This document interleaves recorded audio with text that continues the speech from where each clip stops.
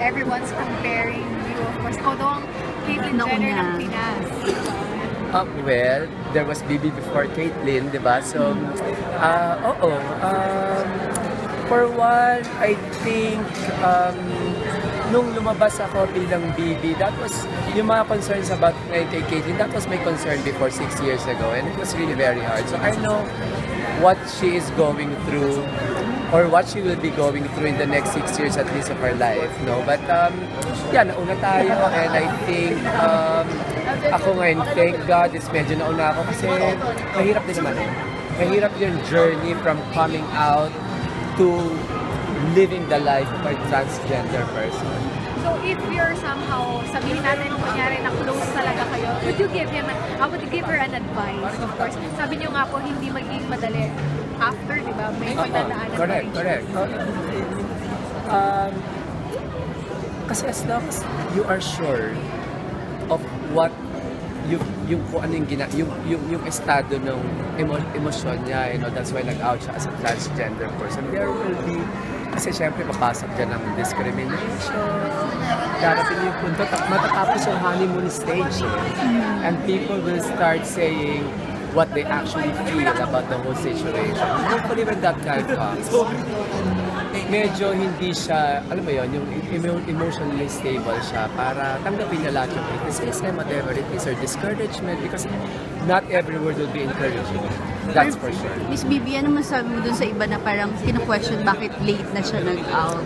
Ganun talaga. Maski nung ako noon, sabi late daw, but it's always late than never. It's always better to be late than never. I mean, it's basically just expressing who you really are. And if it takes him like 65 years before he can if he even express herself, so be it, diba? At least magiging happy siya for the next 10 years, I hope. Update lang.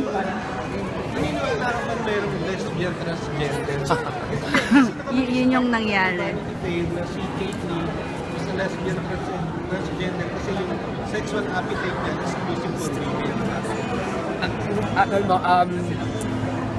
There was one time I had an experience in the US. Alam ko, hindi ko to na-experience, hindi ko siya maintindihan. Pero I had an experience in New York. I was in a club.